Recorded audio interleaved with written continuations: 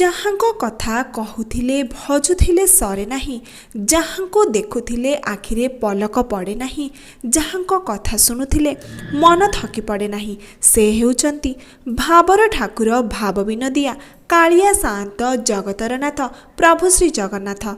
କଥାରେ ଅଛି ହଜାର ହଜାର ବର୍ଷ ତପସ୍ୟା କଲେ ବି ଯାହାଙ୍କ କୃପା ମିଳେ ନାହିଁ, ସେ ଯେ କେବେ କାହା ଉପରେ କୃପା ଜଳ ବର୍ଷା କରିଦିଅନ୍ତି ସେ କଥା କହିହୁଏ ନାହିଁ। ସେ ସମସ୍ତଙ୍କ କାର୍ଯ୍ୟ ଓ କାରଣ ଉପରେ ଅଟନ୍ତି, ସେ ଇଚ୍ଛାମୟ। ତା ନହେଲେ ବିଶ୍ୱାବସୁ ପରି ଜଣେ ଶବର ଉପରେ ତାଙ୍କ ଅନୁକମ୍ପା ବୃଷ୍ଟି ହୋଇଥାନ୍ତା କିପରି? ଆଜ୍ଞା ହଁ, ସେ ହେଉଛନ୍ତି ଭାବର ଠାକୁର ଭାବ ବିନୋଦିଆ ପ୍ରଭୁ ଜଗନ୍ନାଥ। ପ୍ରଭୁ ଶ୍ରୀ ନୀଳମାଧବଙ୍କ ରୂପରେ ଶବର ରାଜା ବିଶ୍ୱାବସୁଙ୍କୁ ଦର୍ଶନ ଦେଇ ବ୍ରହ୍ମାଦ୍ରି ପାହାଡ଼ ଉପରେ ପୂଜିତ ହେଉଥିଲେ। ପ୍ରଭୁ ନୀଳମାଧବରୁ କିପରି ଭାବେ ସେ ଜଗତର ନାଥ ଜଗନ୍ନାଥ ସାଜି କଳି ଯୁଗରେ ସାରା ବିଶ୍ୱରେ ପୂଜା ହେଉଥିବା କିମ୍ବଦନ୍ତୀ କାହାକୁ ବା ଅଜଣା। ଆଜି ମଧ୍ୟ କଣ୍ଟିଲ ଗ୍ରାମରେ ପ୍ରଭୁ ଶ୍ରୀ ନୀଳମାଧବ ପୂଜା ପାଉଛନ୍ତି। ତେବେ ଆସନ୍ତୁ ଜାଣିବା କିମ୍ବଦନ୍ତୀ କ'ଣ କହୁଛି ପ୍ରଭୁ ନୀଳମାଧବଙ୍କ ବିଷୟରେ। ଆଦୌ ନିଷାଦ ନଗରେ ଘୋର ଗହନୀତି ବିଶ୍ୱାବସୁ ପ୍ରଭୁଜିତଂ ଗିରିକନ୍ଦରସ୍ତଂ ଇନ୍ଦ୍ରାସ୍ପ ନୀଳବପୁଷଂ ହୃତମାଧବାଖ୍ୟଂ ବ୍ରହ୍ମାଦ୍ରିନାଥ ମନୀଷଂ ଶରଣଂ ପ୍ରପଦ୍ୟେ। ଏ ସୃଷ୍ଟିର ଆଦି ଦେବତା ହେଲେ ନୀଳମାଧବ। ଏ ପାହାଡ଼ର ନାମ ହେଉଛି ବ୍ରହ୍ମାଦ୍ରି। ବ୍ରହ୍ମା ଏଠି ହଜାର ଉପଚାରରେ ପୂଜା କରୁଥିବା ହେତୁ ଏ ପାହାଡ଼ର ନାମ ହେଉଛି ବ୍ରହ୍ମାଦ୍ରି। ଗାଁ ନାଁ ହେଇଛି କଣ୍ଟିଲୋ, କଣ୍ଟେଇ କୋଳି ଲଟାରେ ଭରି ପଡ଼ୁଥିବାରୁ ଗାଁ ନାଁ ହେଇଛି କଣ୍ଟିଲୋ। ନୀଳମାଧବ, ନୀଳ ଯୁକ୍ତ ମା ଯୁକ୍ତ ଧବ। ନୀଳ ଅର୍ଥାତ୍ ଜଗନ୍ନାଥ, ମା ଅର୍ଥାତ୍ ସୁଭଦ୍ରା, ଧବ ଅର୍ଥାତ୍ ବଳଦେବ। ଗୋଟିଏ ମୂର୍ତ୍ତିରୁ ତିନି ଠାକୁର ହୋଇକି ପୁରୀରେ ପୂଜା ପାଉଛନ୍ତି। ମାଧବ ମାଧବ ବାକ୍ୟଂ ମାଧବ ମାଧବ ହରି ସ୍ମରନ୍ତି ସାଧବା ନିତ୍ୟଂ ସର୍ବକାର୍ଯ୍ୟ ସୁମାଧବ। ଏ ହେଲେ ସୃଷ୍ଟିର ଆଦି ଦେବତା, ସ୍ୱୟଂ ବ୍ରହ୍ମାଙ୍କୁ ପ୍ରତିଷ୍ଠା କରିଛନ୍ତି, ତେଣୁ ଏ ପାହାଡ଼ ନାମ ହେଉଛି ବ୍ରହ୍ମାଦ୍ରି। ନୀଳମାଧବ ହେଲେ ନାରାୟଣ ମୂର୍ତ୍ତି। ଭାରତ ବର୍ଷରେ ବିଷ୍ଣୁ ଭଗବାନ ବହୁତ ଅଛନ୍ତି, କିନ୍ତୁ ଶଙ୍ଖ ଚକ୍ର ଗଦା ପଦ୍ମ ଧରିଛନ୍ତି। ଏଠି ନୀଳମାଧବ ଯେଉଁ ସ୍ୱୟଂ ବିରାଜମାନ କରିଛନ୍ତି ଚତୁର୍ଦ୍ଧା ମୂର୍ତ୍ତି, ହେଲେ ଶଙ୍ଖ ଚକ୍ର ଗଦା ପଦ୍ମ ଧରି ନାହାନ୍ତି। ଲକ୍ଷ୍ମୀ ଆଉ ସରସ୍ୱତୀଙ୍କ ମସ୍ତକ ଉପରେ ହାତ ରଖିଛନ୍ତି। ଆଉ ପଣସର ଉପରେ ଯେମିତି କଣ୍ଟା କଣ୍ଟା ଠାକୁରଙ୍କର ସର୍ବାଙ୍ଗ ଶରୀର ସେ ପ୍ରକାର ତାଙ୍କ ବାମ ଗୋଡ଼ କାଣିଗୁଠରୁ ସଦାସର୍ବଦା ଗଙ୍ଗା ଧରୁଛି। ଝାଳ ବିନ୍ଦୁ ସମାନ ଜାନକ କୋଣେ ସ୍ଥାନ ପୁରୀ ରହିଛି ଗଙ୍ଗା ନିରହେ ବଂଶୀଧର। ତେଣୁ ଇନ୍ଦ୍ରଦ୍ୟୁମ୍ନ ରାଜା ଜଗନ୍ନାଥ ମନ୍ଦିର ନିର୍ମାଣ କଲେ। ସେ ଶୂନ୍ୟ ମନ୍ଦିର, ଠାକୁର ସେଠି ନାହାନ୍ତି। ସେ ଚାରି ଦିଗକୁ ଚାରୋଟି ଦୂତ ପଠାଇଥିଲେ। ଠିକ୍ ବିଦ୍ୟାପତି ଆସିଥିଲେ। ଘୋର ବଣ ଜଙ୍ଗଲ ମଧ୍ୟରେ ମନ୍ଦିର ତିଆରି ହୋଇନଥିଲା। ବିଶ୍ୱାବସୁ ଗୁପ୍ତ ଭାବରେ ନୀଳମାଧବଙ୍କୁ ଏଠି ଦୈନନ୍ଦିନ ପୂଜା କରେ। ତେଣୁ ଇନ୍ଦ୍ରଦ୍ୟୁମ୍ନ ରାଜା ଚାରି ଗେଟ୍କୁ ଚାରୋଟି ଦୂତ ପଠାଇଥିଲେ ଠିକ୍ ଠାକୁର ସନ୍ଧାନରେ ଖୋଜିବା ପାଇଁ। ବିଦ୍ୟାପତି ଆସିଥିଲେ। ସେ ଖୋଜି ଖୋଜି ଶବର କନ୍ୟା ଲଳିତା ସହିତ ତାଙ୍କର ଭେଟ ହୋଇଥିଲା। ଲଳିତା ଝିଅ ବିଦ୍ୟାପତିର ଝିଅ ପୁରା ବିଶ୍ୱାବସୁର ଝିଅ ଲଳିତା ସହିତ ବିଦ୍ୟାପତିର ବିବାହ ହୋଇଥିଲା। ତାକୁ ରାସ୍ତା ଦେଖାଇ ଦେଇନଥିଲେ। ଗୋଟେ ଆଖିରେ ପଟି ଭିଡ଼ିକି ସୋରିଷ ବୁଣି ବୁଣିକି ଏଇ ଜାଗାକୁ ବିଦ୍ୟାପତି ଆସିଥିଲେ ଠାକୁରଙ୍କ ସନ୍ଧାନରେ। କିଛି ଦିନ ଯିବା ପରେ ଫେରେ ସେ ସୋରିଷ ଗଛକୁ ଲକ୍ଷ୍ୟ କରି ବିଦ୍ୟାପତି ଆସିଛନ୍ତି ଠାକୁର ଚୋରି କରିକି ନେବା ପାଇଁ। ଠାକୁର ଏଠୁ ଅନ୍ତର୍ଧ୍ୟାନ ହୋଇଗଲେ। ବିଦ୍ୟାପତିକି ଦର୍ଶନ ଦେଲେନି। ସମୁଦ୍ର ଆଉ ମହାନଦୀ ଯେଉଁ ମିଶ୍ରଣ ଜାଗା, ସେଇଠି ଯାଇକି ତିନି ଖଣ୍ଡ ବାଙ୍କି ମୁହାଣ ଲାଗିଲା। ବାଙ୍କି ମୁହାଣେ ତିନି ଖଣ୍ଡ ଦାରୁ ବ୍ରହ୍ମ ଯାଇକି ଲାଗିଲା। ସ୍ୱୟଂ ନୀଳମାଧବଙ୍କର ଆଜ୍ଞା ସ୍ୱରୂପ ସେଇ ଦାରୁକୁ ନେଇ ଗୁଣ୍ଡିଚା ମନ୍ଦିରରେ ରଖିଲେ। ସମଗ୍ର ରାଜ୍ୟରେ ଯେତେ କାରିଗର ଥିଲେ ସେଇ ଦାରୁକୁ ତିଆରି କରିବା ପାଇଁ ଯେତେ ଇନ୍ଦ୍ରଦ୍ୟୁମ୍ନ ରାଜା କାରିଗର ଡକେଇଲେ କେହି ତିଆରି କରିପାରିଲେନି। ସ୍ୱୟଂ ନୀଳମାଧବ ବିଶ୍ୱକର୍ମା ରୂପରେ ଯାଇକି ଗୁଣ୍ଡିଚାରାଣୀକି ସମୟ ମାଗିଥିଲେ ଯେ 21 ଦିନ ସମୟ ଦିଆଯାଉ, ଏ ଭିତରେ ମୁଁ କାର୍ଯ୍ୟ ସମ୍ପୂର୍ଣ୍ଣ କରିବି। କାର୍ଯ୍ୟ ହେଲେ ଶବ୍ଦ ହେବ। ଗୁଣ୍ଡିଚାରାଣୀ ଇନ୍ଦ୍ରଦ୍ୟୁମ୍ନ ରାଜା ଯାଇକି ସବୁଦିନ କାନାନ୍ତି। 14 ଦିନ ପର୍ଯ୍ୟନ୍ତ ଆବାଜ ହେଲା। 15 ଦିନ ତଳେ ଶବ୍ଦ ଶୁଭିଲାନି। ରାଣୀଙ୍କ ମନରେ ପାପ ପ୍ରବେଶ ହେଲା ଯେ ବୃଦ୍ଧ ବ୍ରାହ୍ମଣ ନ ଖାଇ ନ ପିଇ ମରିଗଲେ କି। ସେ ସେଇଦିନଠୁ ଦରଜା ଖୋଲିଦେଲେ ରାଣୀଙ୍କ କଥାରେ। 21 ଦିନ ସମ୍ପୂର୍ଣ୍ଣ ହୋଇନଥିଲା। ଅସମ୍ପୂର୍ଣ୍ଣ ଅବସ୍ଥାରେ ଜଗନ୍ନାଥ ବଳଭଦ୍ର ସୁଭଦ୍ରା ହେଇକି ସେଦିନଠୁ ପୁରୀରେ ପୂଜା ପାଉଛନ୍ତି। ଜଗନ୍ନାଥଙ୍କ ମନ୍ଦିରରେ ଯାହା ନୀତିକାନ୍ତି ଆମ ନୀଳମାଧବ ମନ୍ଦିରରେ ସେୟା ନୀତିକାନ୍ତି। ସେଠି ରଥଯାତ୍ରା ହେଉଛି ବଡ଼ ଉତ୍ସବ। ଏଠି ମାଘ ମାସ ଭୌମୀ ଏକାଦଶୀ ହେଉଛି ବଡ଼ ଯାତ୍ରା। ମହାନଦୀରେ ସ୍ନାନ କରିକି ନୀଳମାଧବ ଦର୍ଶନ କଲେ କୋଟି ଜନ୍ମର ପୁଣ୍ୟ ଲାଭ। स्वतंत्र कपिल संहितार वर्णित अच्छी आपण भारत वर्ष में जिते तीर्थ जगह बुलिबे जब नीलमाधव दर्शन करना ताले तीर्थर पुण्यफल किसी ना ये जगन्नाथंकर प्रथम जगह आदि श्रीक्षेत्र विष्णुंर 16 ना अच्छी जो 16 ना भितर माधव नाटा हूँ श्रेष्ठ 12 मासरे 13 उत्सव ये पालन होची पुरी जगन्नाथ मंदिर चारिद्वार जिंद अच्छी नीलमाधव मंदिर जमी पूर्व द्वार पश्चिम द्वार उत्तर द्वार दक्षिण द्वार अच्छी 12 मासरे 13 उत्सव होची जानी यात्रा चंदन यात्रा दोल पूर्णिमा ठाकुर विवाह उत्सव देव दीपावली दोल पूर्णिमा चंदन यात्रा विभिन्न प्रकार सब पर्वपर्वाणी श्री मंदिर जो प्रकार पालन होची दैनंदिन ठाकुर रीतिनीति होची दैनंदिन स्नान पूजा मंगल आलती सूर्य पूजा होची बल्लभ होची सकाल धूप होची भोगमंडप धूप होची द्विपर धूप होची ठाकुर पहड़ लगी पलंग लगी स्नान शोचती पहड़ खोलिया पर 3टा आसिकी महाप्रभुंर पहड़ भंगा नीति होची संध्या समय स्नान अवकाश हो वेशभूषा होती संध्या आलती पणा खजा पूजा होची राति अन्न डाली दही पखाल एंडुरी बिरीबरा सब पूजा होची फिर राति बड़ सिंगार छेना खजा पारिजातक भोग लगी महाप्रभु शयन नीति करा जाउची।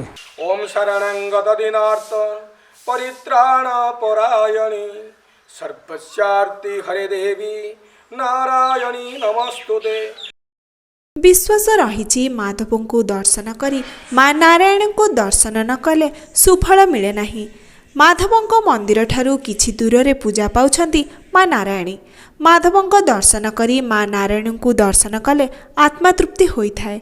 माँ को एही पीछे रही एक पवित्र पुष्करणी जहाँठारू केही भी पानी पियंती नहीं बोली विश्वास रही। आसंतु जानिबा माँ को एही मंदिर विषय किछि जणा अजणा कथा। माँ नारायणी होचनी परम वैष्णवी जिते देवादेवी संसार अच्छा समस्त भितर देवी भितर सी हेले मुख्य माँ नारायणी। माँ नारायणींर मुख्य जिनिस है मानसिक देवी।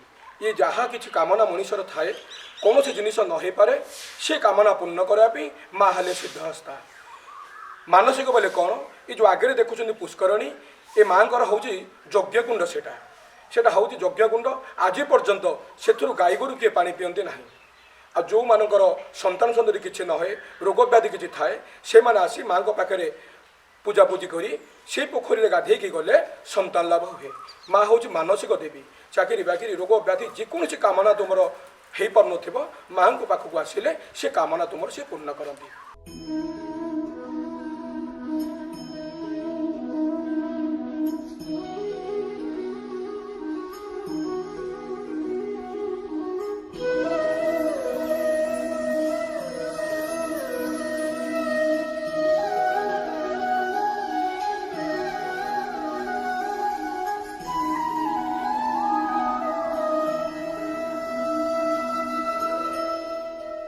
आपण मैंने समस्ते अवगत थिबे सबरे राजा विश्ववसुंक झियो ललिता विषय माधवों को दर्शन पाई अनुमति नथिबारु से रहुथिबा ग्राम रे माधवों को आराधना करे। किंवदंती कहूची एहा परे ललित माधव नाम रे प्रसिद्ध होइथिला।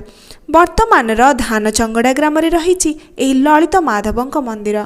तेबे आसंतु जानिबा एही ललित माधव मंदिर पछरे थिबा कहानी। जय श्री ललित माधव महाप्रभु की जय। जय श्री ललित माधव महाप्रभु की जय। जय श्री ललित माधव महाप्रभु की जय। ये हूँ पवित्र आदि श्रीक्षेत्र नीलमाधव धामर उपकंठरे एक पवित्र क्षेत्र ललित माधव क्षेत्र। यही क्षेत्र अर्वाचीन हेले मध्य यार ऐतिह्य सर्वप्राचीन।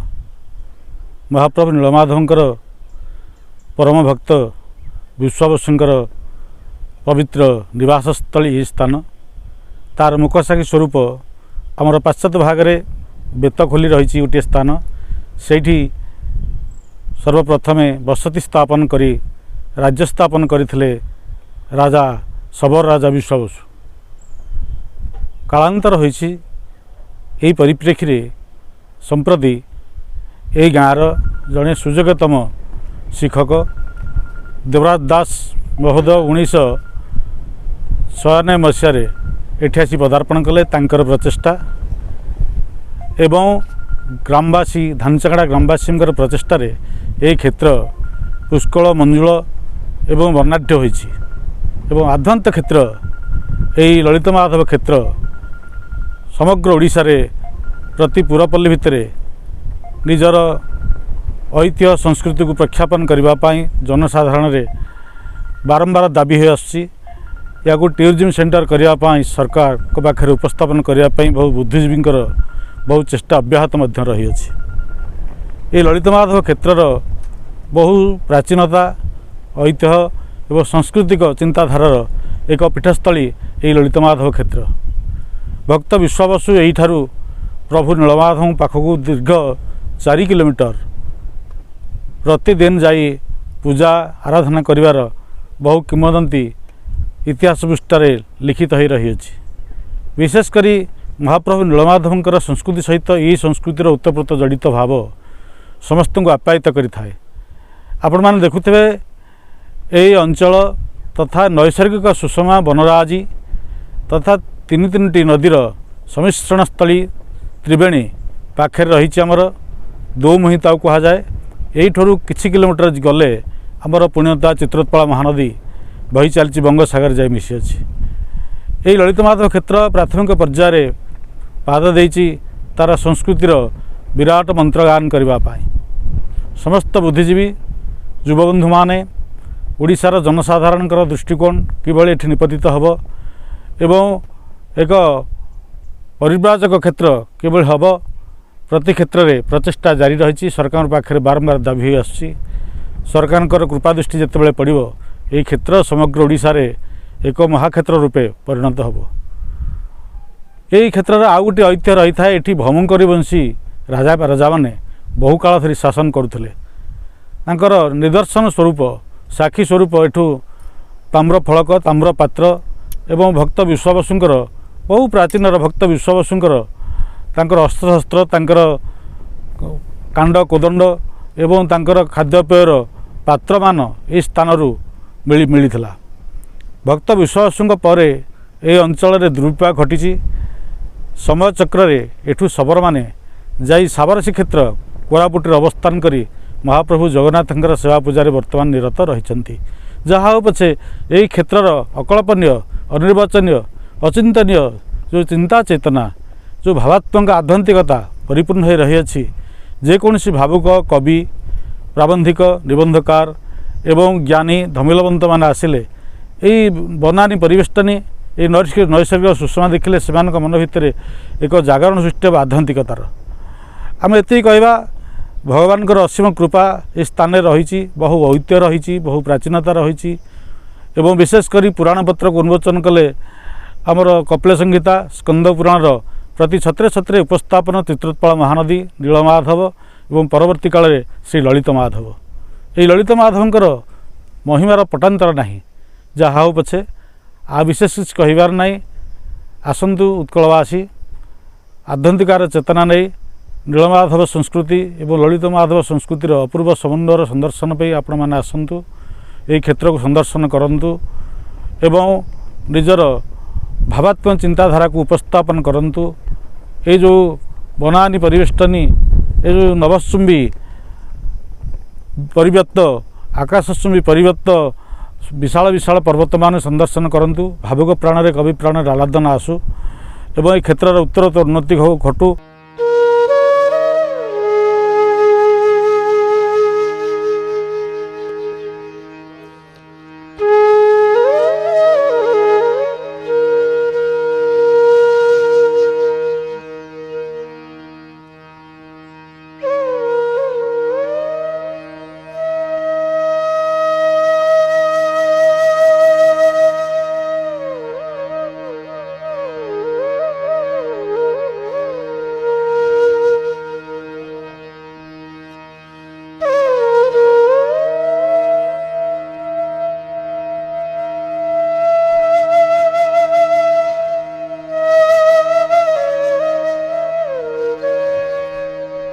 श्रीक्षेत्र में माधवंक मंदिर थिले मध्य आदिपीठ कंटिलो आसी माधव दर्शन करिबार शांति अवर्णनीय।